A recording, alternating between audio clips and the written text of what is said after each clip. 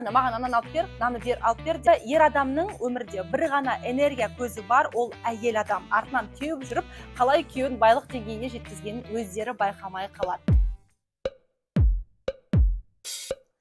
Күйеуімнің қалай табысын өсіремін? Жалпы күйеуді бай қылудың қандай әдіс тәсілдері бар? Дәл осы видеода бөлісетін боламын. Видеоны соңына дейін көріңіз, маңызды ақпараттар болады.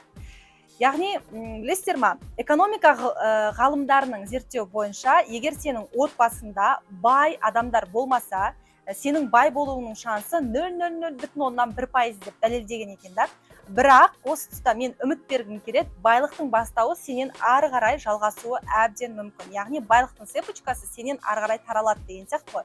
Ол үшін күйеу бай болу үшін оның әйелінің мышлениясы, энергиясы, дамығаны, білімі өте қатты маңызды. Осы тұста еркектерге айтқым келеді, ер азаматтарға. Жалпы жар таңдайтын кезде әйелдің өте пысық, энергиясы мол, білімі бар, қабілеті дамыған, сондай қыздарды жар етіп алуға барынша тырысыңыздар. Өйткені аппетиті бар әйел сізді түбі бай қылады. Яғни, ананы хочу, мынаны хочу, давай битек, давай сетек деп жүріп, күйеуіне мотивация беріп, артынан теуіп жүріп, қалай күйеуін байлық деңгейіне жеткізгенін өздері байқамай қалады.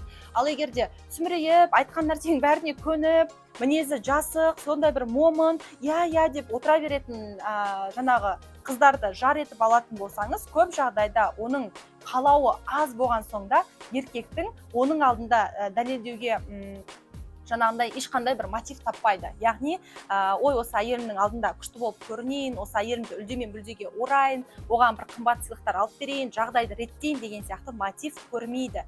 Себебі ер адамның өмірде бір ғана энергия көзі бар, ол әйел адам. Яғни, әйелден энергия алады, әйелдің әдемілігін көру арқылы оларда жаңағы гормондар ойнап бастайды бойында, жаңағы әйелдің сексуалдық энергетикасын сезіну арқылы еркекте де тестостерон көбейе бастайды, яғни гормондық өзгерістері жоғарылайды деген сияқты ғой. Демек, сіздің күйеуіңіздің табысының артуының негізгі себебі ол сіздің хотелкаларыңыз, яғни аппетитіңіз қаншалықты көп, ер азаматыңызға соншалықты тапсырма бере аласыз. Және тек қана маған ананы алып бер, мынаны бер, алып бер деп олай бұйрықты түрде емес, тоныңызды басып сөйлеп, еркелеп, қалауыңызды анық, жаңағы өзіңіздің бүкіл ішкі қалауыңызды ашық жеткізе алатын болсаңыз, ер адам сіз үшін тау қопаруға дайын болады. Ең бастысы энергиялардың бір-біріне сәйкестігі.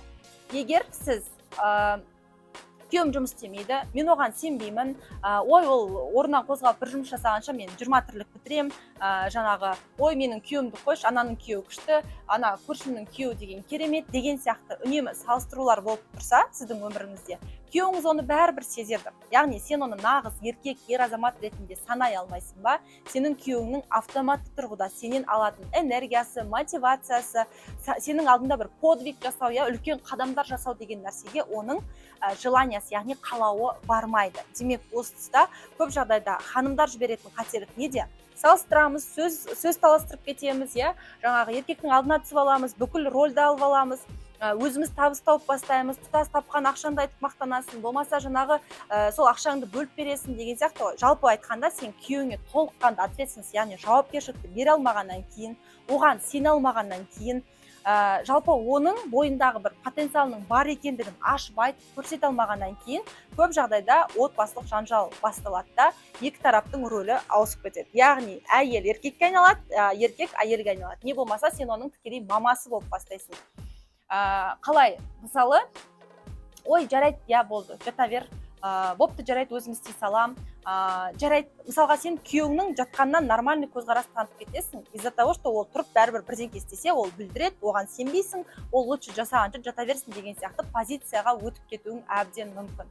Сондықтан, күйеуің бай болсын десең, ең бірінші аппетитің күшті болу керек. Екінші, женский энергиямен үнемі прокачка жасап, оны әрдайым дамытып отыр. Үшінші, ер адамға вообще қарсы келмей, не істейді өзі білсін. Жұмысына араласпа, қалай бітіріп жатыр, қалай тындырып жатыр, ол жағына аса қатты мән берме. Әрине, проблемасы болса, бірге шешуге көмектес, бірақ ішіне араласып кетудің қажеті жоқ. Төртінші, 100% сенім. Мен саған сенем, сен бәрін қатырасың, сенің қолыңнан бәрі келеді. Болды. Ер адамға бұдан артық ешқандай мотив табылмайды. Одан кейін бесіншісі, толыққанды жауапкершілікті еркегіңе беріп үйрен. Енді қазір қыздар дамыған, білімі керемет, әртүрлі білім алып жатыр, өздерін түрлі тараптан дамытып жатыр. Сол үшін еркектің алдына түсіп алатын әдет пайда болды. Көп қыздарда тестостерон жоғары екенін жасырын емес. Ал бірақ сен өзіңнің нәзіктігіңді бірінші орынға қойып, ер азаматыңа тұтас жауапкершілікті бере білсең, әрине ол жерде бір салмақ салып қойып, сен осыны істе, сен міндеттісің, бұл сенің міндетің деп істесең, ешқандай еркек қозғалмайды, жасамайды.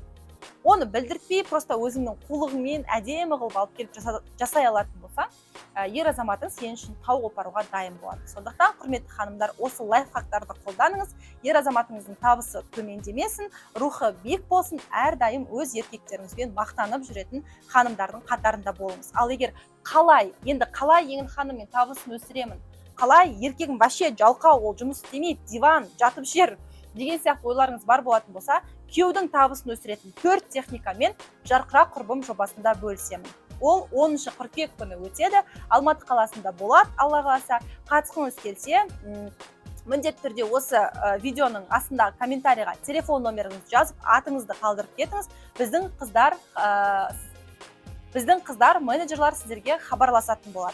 Ал бұл шоу-тренинг несімен ерекше десеңіз, бұл жерде ең бастысы отношения, яғни күйеумен қарым-қатынасты реттеу, ниша табу, салаңды дамыту, психология, самооценкаңды арттыру, сонымен қатар жүйелі түрде тұрақты табыс тауып тұратын бизнесті жасау сияқты осы 4 тақырыпта білім ала алатын боласыз. Мен сіздерді күтемін, барлықтарыңыз келіңіздер.